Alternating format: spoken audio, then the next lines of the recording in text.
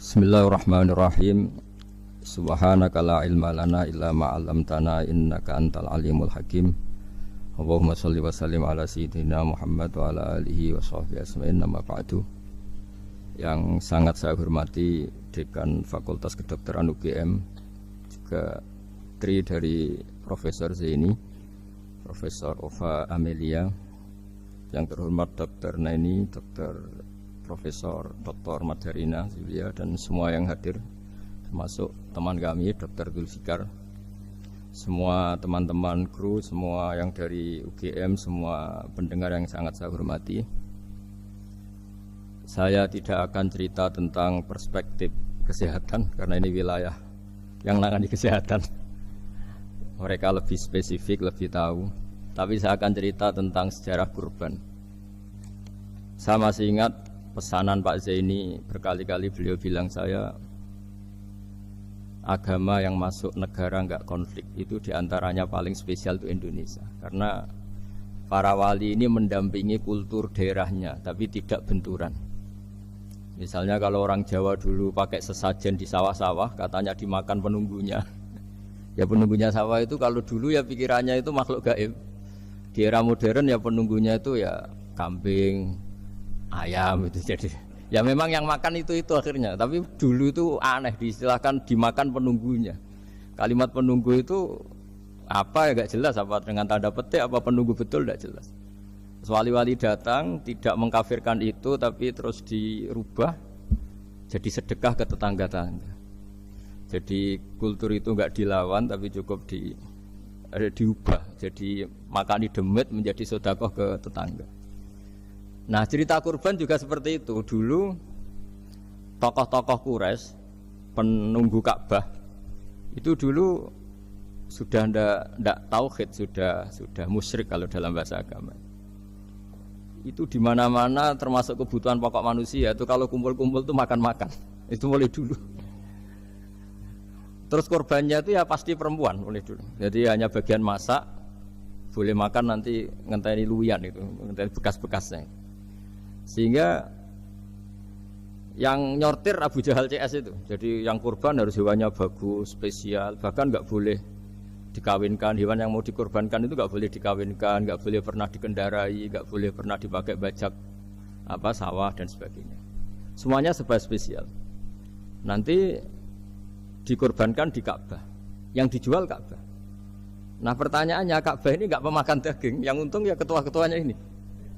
Karena Ka'bah tidak doyan daging, dan itu ya di atas namakan Allah, ini demi taqarrub ila Allah, demi. Sehingga mereka bilang waqalu hadhihi an'amu wa harsun hijrul la yat'amuha illa man nasa'u bisamihim. Ini hewan kurban harus spesial dan yang berhak makan hanya orang-orang spesial, yaitu para penunggu Ka'bah, para sadanatul bait. Tapi karena mereka sudah tidak benar, tidak jujur, Islam mau merubah tradisi itu. Tapi kalau tradisi itu dirubah, maka Islam akan terkenal pelit, karena dari acara makan-makan menjadi tidak ada makan-makan. Jadi kadang kebenaran itu harus diganti dengan sesuatu yang tidak ekstrim, karena tadi dari acara makan-makan menjadi sama sekali nggak makan-makan. Maka terus diganti oleh Islam dengan kalimat udhiyah, dengan kata kurban.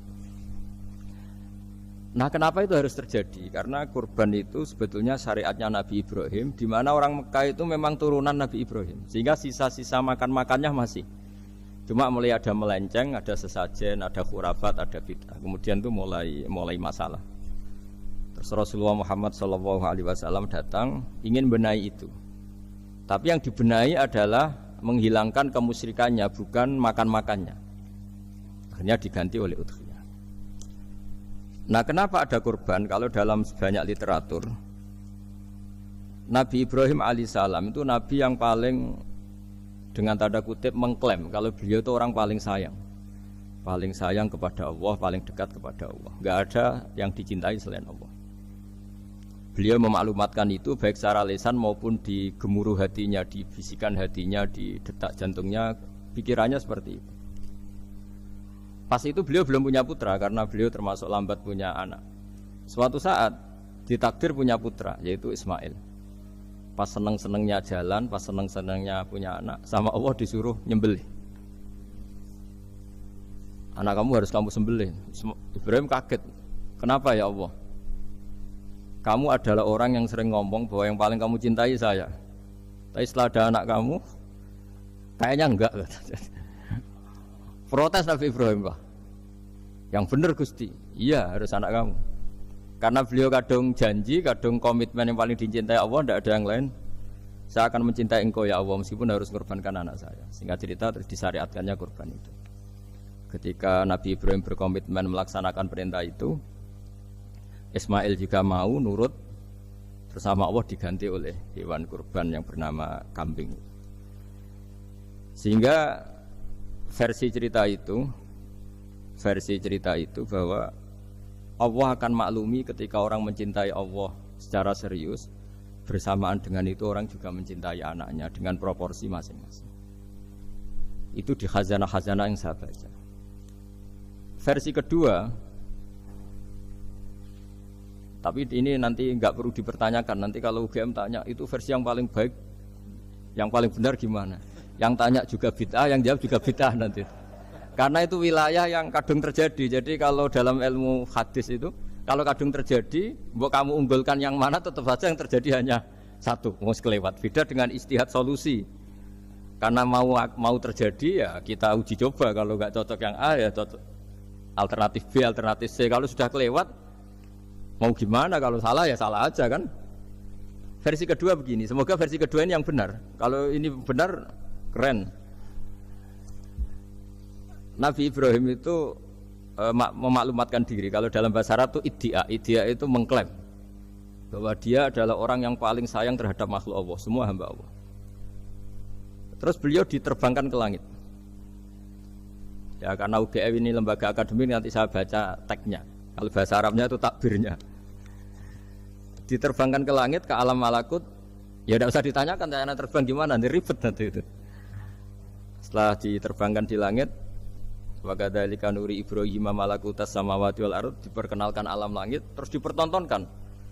Itu ada sekian hamba Allah yang nyabu, yang ngefly, yang dugem, pokoknya yang maksiat-maksiat itu. Ibrahim ditanya sama Allah, gimana itu mereka menurut kamu? Damirhum, habisi saja ya Allah. Mereka makan rezekimu, hidup di bumimu, tapi mereka tidak mengindahkan engkau. Matikan saja. Sama Allah diturutin. Jalan-jalan lagi sampai 3 kali peristiwa tempat-tempat maksiat itu dihabisin sama Nabi Ibrahim. Beliau minta sama Allah supaya itu dihabisin. Singkat cerita, terus beliau diturunkan sama Allah. Setelah diturunkan, ya Allah tidak jawab, tidak apa. Allah itu punya sunnah, punya tradisi, dengan nabinya itu tidak jawab. Suatu saat Nabi Ibrahim disuruh bunuh anaknya, disuruh nyembelih. Protes kan? Huwa samratu fuadi. Ini kekasih saya, putra saya, kenapa engkau nyuruh membunuh? Terus kata Allah, kamu tidak ingat di malam kamu saya mi'rajkan, melihat hamba-hambaku, dan itu yang bikin aku, dan saya cinta sama mereka yang bikin saya. Kamu enak saja minta dibunuh. Sengkerian gantian saya yang minta, kamu tidak nurutin gitu. Kamu pas minta saya tidak tak pikir, langsung tak turutin. Kenapa saya yang sekarang minta kamu mikir gitu. Tapi huwa samratu fuadi, itu buah hati saya. Lah memangnya makhluk-makhluk itu makhluk siapa? Saya yang bikin. Kamu enak saja nyuruh bunuh. Nah semenjak itu jadi kearifan kita. Makanya Mbak Ova ini kalau guyonan di dunia kiai, kalau ada majikan bentak pembantunya yang salah meletakkan piring atau gelas, pasti cara berpikir mesti pembantunya ada cantik. Karena kalau salah tok kok dia cantik itu mesti mikir. Enggak bisa orang bentak orang cantik gitu. Jadi sama. Misalnya saya janjian sama Gus Fikar, janjian Gus datang hari Senin gini-gini, ternyata beliau nggak datang. Kalau saya tidak punya utang, tidak atasan saya pasti marah. Sudah janji kok gini-gini.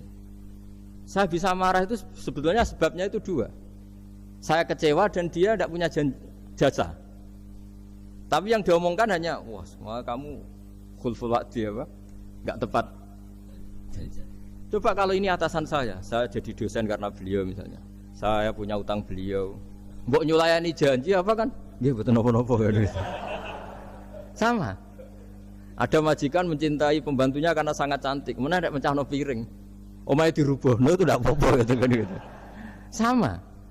Makanya ada guyonan di dunia kiai itu, ada anak perempuan kan enggak lazim ya, perempuan pakai GL Pro kalau dulu, mungkin sekarang pakai Ninja, pakai celana jin. Sopo iku wong luput suwo itu? Siapa itu perempuan kok gitu? Niku ponakane jenengan, Mbah. Astagfirullah, muga-muga pangeran nyepuro. Jadi langsung rubah dari maksudkan menjadi ndak karena keluarga.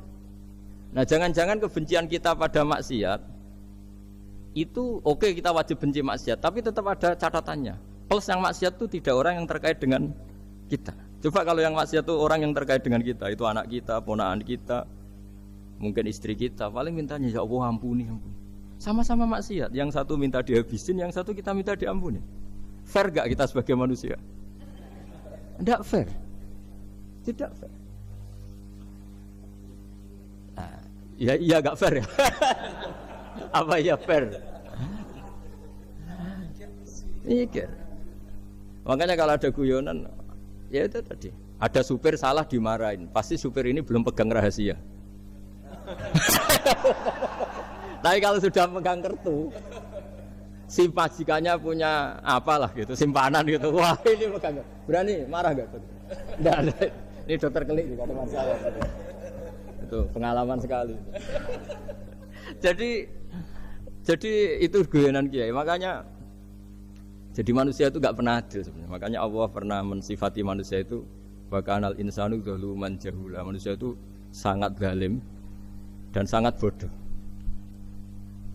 Kalau misalnya jenengan tanya, orang soleh pun itu gimana? Orang soleh asal manusia tidak nabi, itu ya mesti ada zalimnya. Makanya kalau dalam kitab Hikam diterangkan, kitab Hikam itu kitab yang olah manusia. Itu menyebut begini, manusia itu siapa? Dijawab, manusia itu mangkanat mahasinuhu masawiyah. Orang yang ketika baik saja salah, apalagi ketika salah. Kita misalnya punya toko laris itu. Doanya mustajab, laris, pembelinya banyak, kualitasnya bagus. Pasti ada toko sekeliling yang megap-megap karena orang sekarang ke kamu kan itu. Sama di kampus ya gitu, kalau ada kampus besar yang lain pasti ke masjid terhalangi karirnya. Di semua. Sehingga orang supaya terus merasa salah, Rabbana dzulamna anfusana, meskipun kita sedang benar pun. Saya termasuk kiai yang kalau ngelepas haji, mungkin yang haji itu mangkel. Karena saya tidak pernah muji-muji haji, meskipun saya melepas orang haji. Umumnya kiai kalau ada orang haji kan dilepas haji mabrur, tidak ada lain balasan kecuali surga. Saya itu karena pernah dengerin masyarakat. Itu ngenes ketika si kiai pidato tadi ternyata ngenes. Ngenesnya seakan-akan surga itu hanya milik yang haji. Mana koyo kula sepundi Gus wong kula ora kelar kaji. Semenjak itu setelah saya jadi kiai ya dendam juga. Akhirnya setelah saya jadi kiai kalau ngaji orang yang haji mabrur balasannya surga, orang yang fakir sabar juga surga, orang yang sering dimarahin istri juga surga. Katanya pokoknya surga terus. Sampai yang mau haji itu Gus gimana kok bahas kita kok sama dengan mereka? Ya karena saya ada ulama pesanan kata saya gitu. Jadi artinya gini. Ketika Anda muji ibadah haji, jangan kira yang ngenes tidak banyak, yang ngeluh juga banyak, karena mereka ada takdir gak mampu haji. Itu hebatnya Islam. Islam juga datang dengan solusi-solusi, misalnya Jumatan itu hajinya orang miskin, orang yang ingat Allah mulai subuh sampai matahari terbit juga sama dengan umroh. Jadi karena tidak semua orang itu mampu haji.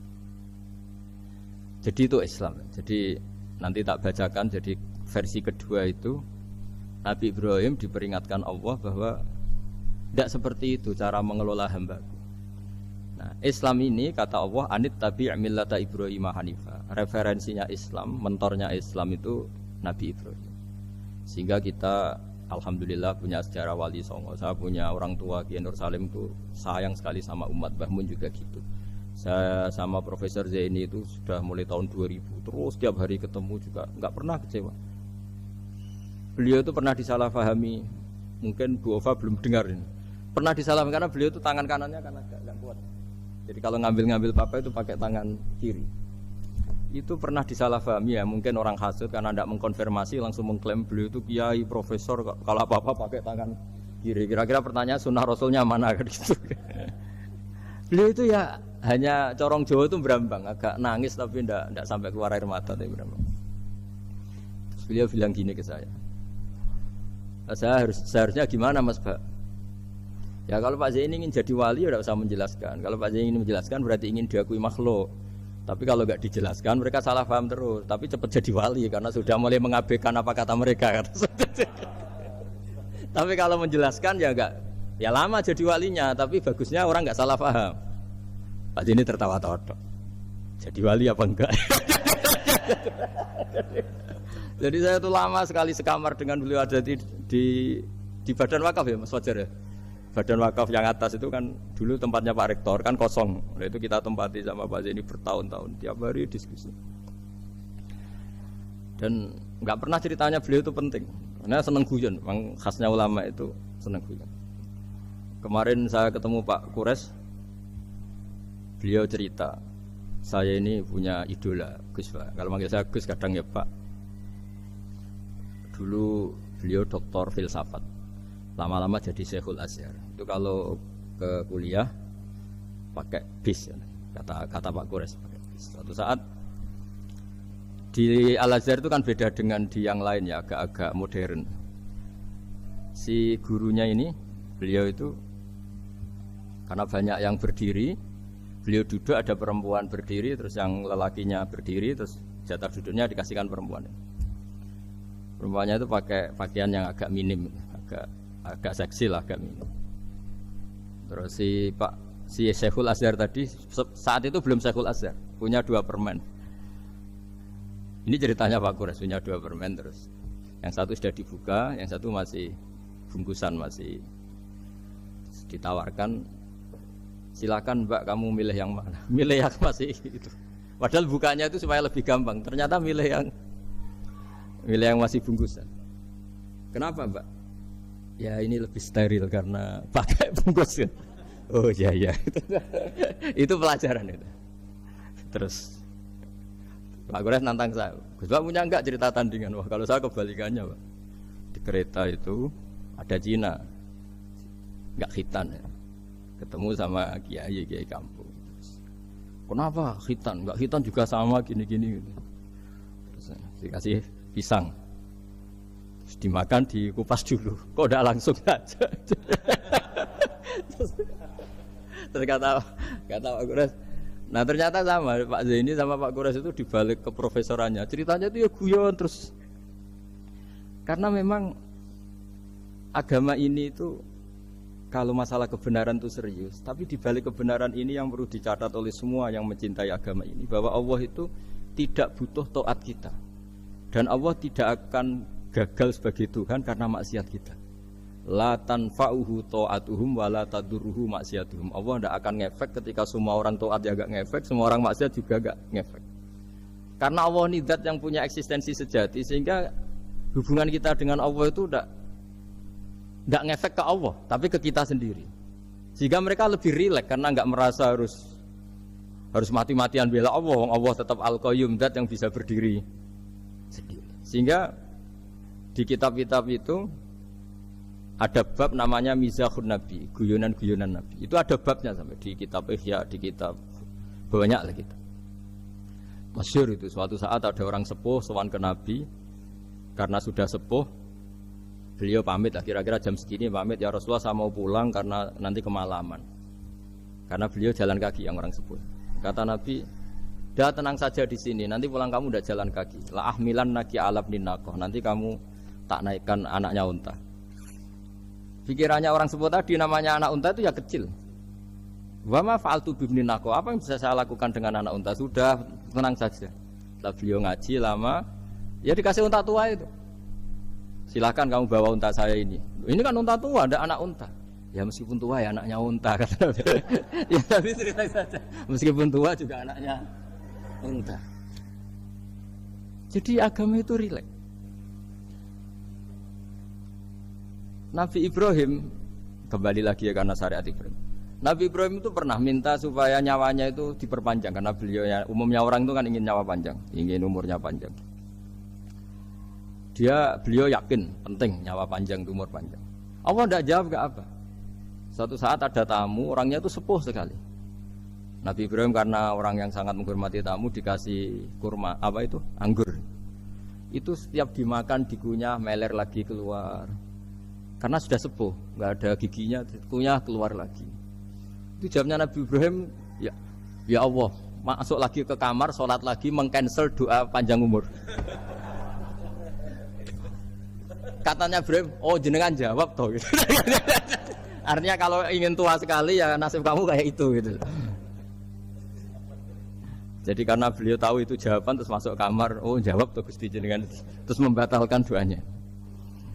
Itu Nabi Ibrahim. Kalau orang sekarang enggak, dongo ngarani, ya tua ya tetap sehat, tetap wah itu. Itu lebih ribet itu. Iya, jadi karena doa itu kalau nggak diperjelas itu ya repot. Ini cerita supaya kita berislam itu ceria.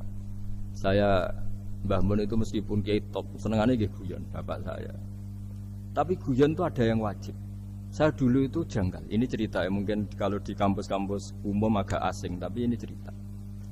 Nuduh zina itu dosanya besar sekali. Saya ulang lagi, nuduh orang lain zina itu dosanya besar sekali. Disebut bab qadzaf. Saya pernah menjumpai 3 kiai besar Bu Ofa, 3 kiai besar. Kiai top semua. Di majelis itu ada gosip bahwa si A itu punya selingkuhan sama Sri itu misalnya atau dengan siapa lah, dengan perempuan. Itu kalau di Arab itu senengannya pakai Salma, Laila Majnun Salma. Kalau di Jawa itu kasihan korbannya itu. Ya, tapi itu contoh saja. Itu si Kiai 3 tadi gak ngefek, malah tanya gini, loh apa perempuannya cantik? Wah cantik sekali Mbah. Cantiknya sampai kayak apa? Malah bicara cantiknya perempuan. Saya itu ya pertama iskal. Ini Kiai kok bakas orang apa? Cantik. Orang ayu ya. Setelah majelis itu bubar, yang penggosip tadi ya yang gosip ini gak Kiai, yang pembisiknya ada Kiai, yang gosip ini gak Kiai. Cuma Kiai 3 ini posisi mendengar. Tapi malah tanya cantiknya tadi. Singkat cerita setelah orang itu pulang bilang gini, Gus. Itu kalau saya bilang iya dengan gosip itu, saya ikut qadzaf, saya ikut menuduh orang lain zina. Itu dosa besar. Selain itu saya kiai, kalau saya bilang iya dianggap membenarkan. Maka untuk mengalihkan enggak bicara nuduh, jadi guyon tadi. Jadi guyonnya itu karena kalau kita tadi bilang iya artinya mengiyakan. Dan itu artinya qadzaf, punya dosa besar karena nuduh orang lain zina. Diperparah dia kayak besar kan orang menjadi percaya karena yang ngomong bukan penggosip lagi tapi ya. Maka dialihkan tadi. Loh, ayo nucung. Gitu. Sampai segitunya kearifan. Sehingga dulu ketika Ma'is itu seorang sahabat yang pernah salah besar. Itu Nabi ketika beliau ada gosip salah gitu ya, Nabi masih jangan-jangan kamu hanya mimpi, Cung. Jangan-jangan kamu hanya megang, tapi tidak sampai zina. Sampai terakhir Nabi tanya, Afi aklika syai'un, jangan-jangan otak kamu itu sudah agak error. Saking tidak inginnya Nabi mempercayai hal-hal seperti itu. Nah problem kita di zaman sekarang justru kadang nyari-nyari supaya tahu buktinya. Yang dulu para orang soleh menghindari bukti itu supaya enggak suudzon. Sekarang orang mencari-cari bukti. Padahal itu dilarang, wala tajassasu, orang enggak boleh mencari-cari kesalahan orang lain. Nah itu kearifan yang saya dapatkan dari Bapak, dari Mbah Mun, dari Pak Zaini, dari Pak Gures. Mereka orang-orang yang luar biasa menghindari ngomong penting. Sekarang itu orang banyak yang sering ngomong penting. Sebenarnya itu malah salah. Karena kalau ngomong penting itu vonis terhadap orang lain. Dan kalau kamu rileks, tidak. Nabi dulu tuh rileks sekali. Ketika beliau ngaji gini, terus ada pemuda lewat bawa cangkul mengabaikan pengajian Rasulullah. Banyak sahabat bilang, celaka orang itu ada Nabi ngaji kok tidak ikut. Jawabannya Nabi unik. Jangan-jangan dia punya keluarga yang harus kerja, dan kalau harus kerja untuk nafkah keluarganya itu juga ibadah. Itu ya sunnah saya. Jadi Nabi rileks saja, tidak tersinggung, tidak.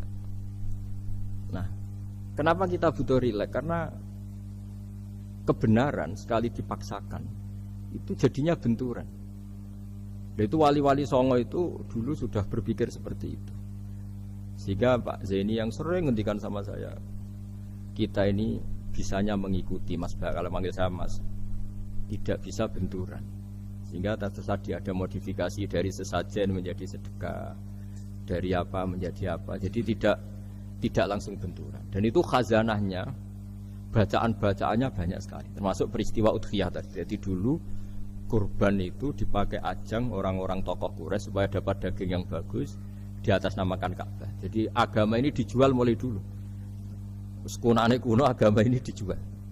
Dan agama mulai dulu ya prospek. Ka'bah itu bisa menyedot wisatawan berapa, wisata religi. Sehingga dulu ada Ka'bah tandingan, perhitungannya juga ekonomi. Jadi mulai dulu itu ya sudah seperti itu, mau apa Bang Allah bikin dunia seperti ini. Jadi dulu mulai dulu agama itu ya sampai orang Yahudi gak mau iman sama Nabi ya pikirannya sederhana. Kalau saya tokoh banyak yang sowan, banyak yang ngasih-ngasih. Kalau saya ikut Muhammad, saya anak buah yang ngasih saya siapa? Jadi perhitungannya juga ekonomi. Jadi ketika Abraham mau bikin Ka'bah tandingan, itu perhitungannya juga ekonomi. Jadi ribet kan memang kalau manusia itu sudah ribet. Tapi Islam ini datang bukan untuk itu, tapi memaklumi itu. Itu hebatnya Nabi Ibrahim. Ketika beliau berdoa, ya Allah keluarga kami saya tempatkan di Mekah. Rabbana liyuqimus sholata faj'al af'idatam minan nasi tahwi ilaihim warzuqhum minas samarat. Cuma menurut Islam dibalik, ya Allah kita ini ingin anak-anak kami ini bersujud kepada Engkau, ingin anak-anak kami ini melakukan sholat. Tapi mereka ini manusia yang untuk ketahanan hidupnya butuh makan, butuh rizki, butuh ekonomi. Maka tolong ekonominya dijaga ya. Jadi dibalik demi sholat menjaga ekonomi. Jangan dengan demi ekonomi meninggalkan sholat. Jadi dibalik, jadi demi sholat menjaga ekonomi. Juga termasuk menjaga politik. Andaikan tidak ada orang Islam yang cakap politik, terutama yang soleh-soleh. Kemudian negara bikin aturan ala mereka, sholat dianggap larangan, pengajian dianggap larangan, juga repot. Makanya mulai dulu kiai-kiai itu ya politik, karena nggak ingin negara ini diatur oleh orang yang anti sholat, anti agama.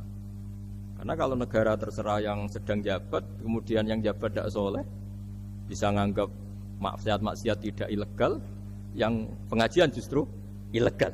Nah, di sini kenapa banyak orang-orang soleh dulu ya rata-rata ya berpolitik mulai sebelum kemerdekaan sampai setelah kemerdekaan. Jadi itu ada filosofinya. Nah, bahwa ada oknum-oknum yang tidak seperti itu ya monggo, itu oknum. Tapi sebetulnya awal-awalnya kenapa banyak orang soleh yang politik, karena nggak ingin negara ini dipimpin oleh orang-orang yang anti agama, anti kebaikan. Sehingga berkahnya apa? Berkahnya negara ini berkonstitusi secara Islami. Meskipun tidak negara Islam, tapi tadi hak-hak asasi manusia terjaga, hak belajar, hak beragama, hak ibadah. Coba bayangkan kalau kita jadi korut, Korea Utara kan pusing. Jadi, nah itu uniknya, lagi-lagi ini cerita uniknya. Itu mulai dulu itu tidak ada benturan. Ketika ada Masumi, ada Partai NU, ada macam-macam. Muhammadiyah datang di Jogja itu Mbah Ahmad Dahlan itu teman dekatnya Mbah Hasyim. Saya tahu banyak tentang, namanya dulu Darwis. Itu dulu ngajinya sama pernah buyut-buyut Qiyami di sini. Dulu ngaji Mbah Soleh Darat, Mbah Ahmad Dahlan sama siapa itu Mbah Hasyim. Ketika di Mekah yang Mbah Ahmad Dahlan ngaji Syekh Khotib Minangkabau itu ya sama Mbah Hasyim. Nah kebetulan Mbah Ahmad Dahlan hidup di Jogja yang zaman itu sudah khurafatnya kayak apa, karena ada sistem agama yang sangat, menurut beliau sangat jauh dari Islam yang murni. Terus beliau revolusinya seperti itu. Yang Mbah Hasyim nempat di Jombang. Nah itu kan murni ilmu sosial, murni muqtadul hal. Terus beliau punya metode yang berbeda, tapi nggak masalah, mulai dulu nggak masalah. Kemudian jadi kalau yang kadang-kadang memasalahkan tuh ya memang yang nggak tahu masalah. Sebenarnya dulu itu ya biasa aja, karena ya itu urusan metode, urusan. Saya teruskan masalah udhiyah. Jadi yang diceritakan Nabi Ibrahim tadi, bahwa benci seseorang kita atas namakan maksiat itu tidak segampang itu. Karena jangan-jangan kebetulan yang maksiat itu keluarga kita. Apakah kita punya kebencian yang sama saat yang maksiat itu keluarga kita, atasan kita, teman kita? Ya kayak tadi. Kalau saya corong jo dibelenjani janji, ada orang janji sama saya nggak tepat waktu, saya bisa marah, itu pasti sebabnya jelas. Itu bawaan saya nggak berjasa sama saya. Kalau kata dokter Gelik nggak cantik ya. Tapi kalau itu orang yang misalnya rektornya bilang, maaf ya saya tidak bisa datang hari ini, tidak apa-apa. Pasti manut itu. Atau yang nyelain janji kiai itu, cuma nggak harus teko itu. Ini betul apa-apa. Gayane aja kita marah karena khulful wa'di apa? ingkar janji. Sama. Intinya Nabi Ibrahim itu coba kalau yang maksiat itu anak kamu berharap saya ngasih tobat kan, bukan langsung tak habisin kan. Intinya Allah ingin bilang ke Nabi Ibrahim, andai kan yang maksiat itu anak kamu, ingin saya menghabisi apa tak kasih tobat? Ya kasih tobat ya. Ya seperti itu saya yang bikin. Maka di Al-Azhar sana, kalau cerita orang-orang alim itu masyhur. Ada tempat maksiat mau dihabisin sama orang-orang yang sangat keras. Ketemu Syekh Mutawalli Sa'rawi, ditanya, andai kan mereka mati saat maksiat, itu mereka ke surga apa ke neraka? Ya ke neraka. Terus ditanya sama Syekh Mutawalli, kalau mereka ke neraka, akan adzalika muradan Nabi? Apa seperti itu yang digandaki Nabi, umatnya mati terus masuk neraka karena belum tobat? Tidak, Nabi inginnya mereka tobat dulu. Ya sudah, jangan dihabisin. Kamu berproses ikut mentobatkan mereka. Kebetulan ini mau mendengar. Jadi kita lunak, kita baik itu ya semuanya ingin la'allahum yarji'un, semoga mereka kembali, mereka tobat. Bukan lunak dengan arti mengakui maksiat itu satu kebaikan, itu yang bahaya. Kalau lunak sampai mengakui itu maksiat itu kebaikan, itu bahaya sekali. Tapi kita lunak karena kita ingin berproses untuk bertobat. Karena tadi kalau kita punya nurani itu mesti, andai kan yang maksiat itu anak kita atau teman dekat kita atau orang yang berjasa sama kita, apa kita bisa tegas? Kira-kira gimana? Bisa kamu tegas sama anak kan? Berat. Ditantang minggat saja pusing. Ya, makanya terus saya baca teks aslinya ya, supaya mungkin sebagian yang punya kitabnya atau memang punya tradisi akademik supaya mendengar ini. Saya baca ini versi yang kedua ini di kitab Hikam. Kitab Hikam juga termasuk kitab pegangan para kiai, halaman 4 juz 2. Diredaksikan gini, waqat adzabahu ta'ala, ini masih tentang kurban. Waqat adzabahu ta'ala khalilahu Ibrahim fi ba'di mawatinihi al-azimah. Jadi Allah kalau dalam bahasa Arab memberi teguran itu namanya takdib. Makanya kalau orang nakal itu, kalau orang Jawa bilang kurang ajar. Sebenarnya ajar itu kan tahun ajaran baru. Ajar itu kan barang baik. Ya kan disebut tahun ajaran baru. Pengajaran, ajar itu kan barang baik. Jadi kalau kurang ajar berarti kurang baik.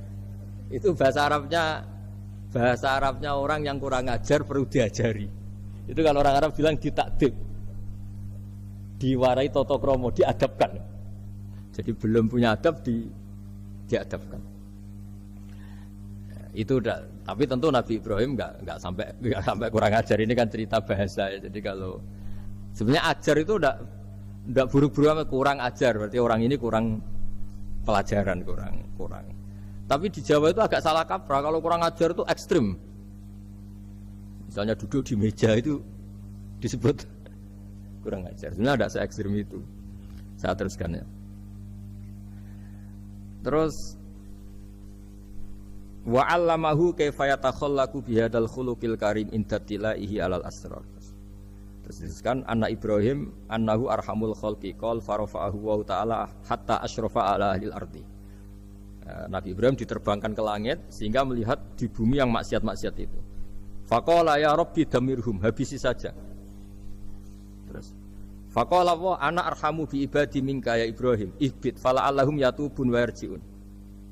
Jadi setelah permintaannya semua dikabulkan, dihabisin sama Allah, terakhir cobalah kamu sekali-kali dakwah ke mereka. Kamu belum pernah dakwah kok tahu-tahu minta mereka dihabisin. Coba kamu dakwah, jangan-jangan mereka mau kembali. Nah terus sebagian cerita itu terus diteruskan ketika suatu saat Ibrahim akhirnya diminta menyembelih putranya.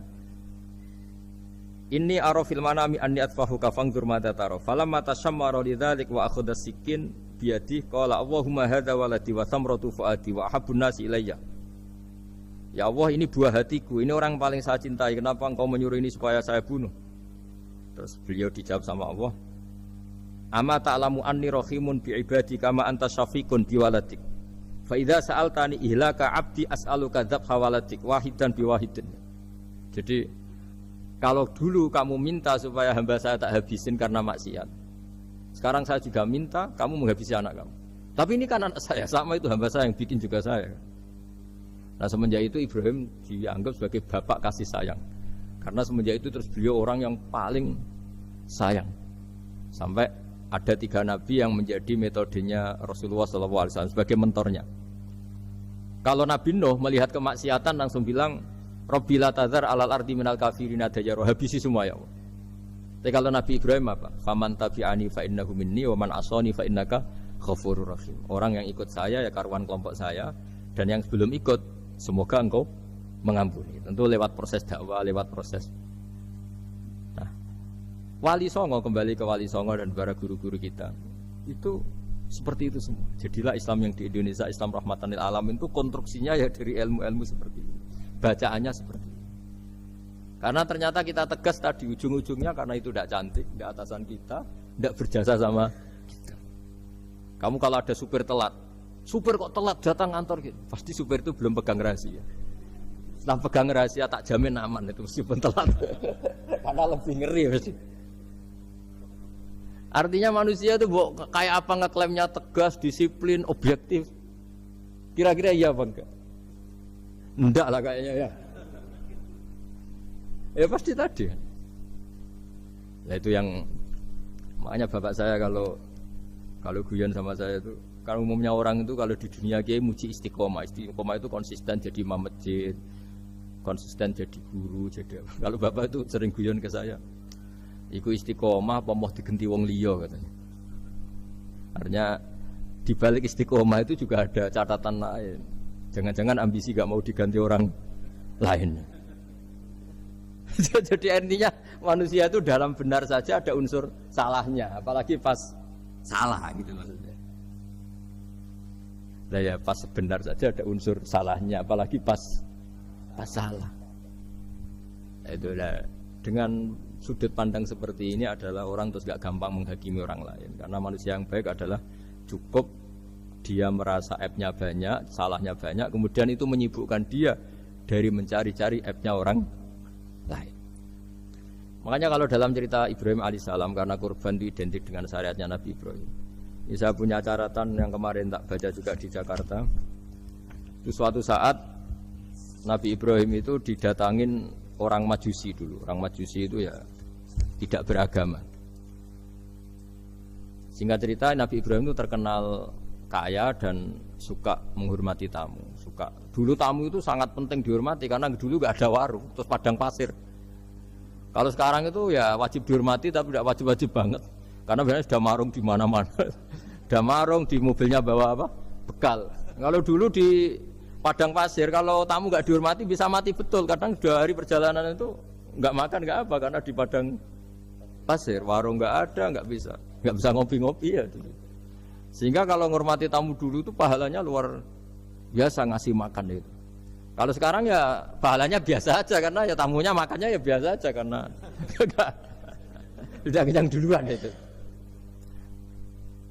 Singkat cerita orang ini datang ke Ibrahim minta dikasih makan. Nabi Ibrahim mengatakan kamu syaratnya harus Islam dulu, kalau enggak katanya makan. Karena Ibrahim itu seorang nabi dan beliau komitmennya seperti itu, si tamu tadi putus asa. Akhirnya walla itu ya sudah meninggalkan Ibrahim. Setelah beberapa jangkah Allah bilang ke Nabi Ibrahim, orang itu umurnya berapa tadi bilang ke kamu? 50 tahun. Pernah enggak orang itu kelaparan? Kata Allah, enggak, baru ini kelaparan. Terus kata Allah, mundu khamsina sanatan nut'imuhu ala kufri. Falau nawal tahu lukmatan min huiri antu talibahu bitahiri dinik lakana ahsan. Orang itu umurnya 50 tahun. Itu ya tak kasih makan padahal dia Majusi. Kamu baru diminta sehari saja minta syaratnya Islam. Terus itu ada di kitab apa Ar-Risalah Al-Qusairiyah di halaman 262. Jadi cuma dulu itu motifnya semuanya agama, bukan atas nama demokrasi atau kebebasan beragama. Karena dulu itu orang dulu itu kan saking sayangnya Allah apa-apa konstitusinya ya perintah Allah. Dan ternyata perintah Allah seperti itu. Akhirnya dipanggil. Kemana ya Majusi ke sini tak kasih makan. Majusinya kan kaget.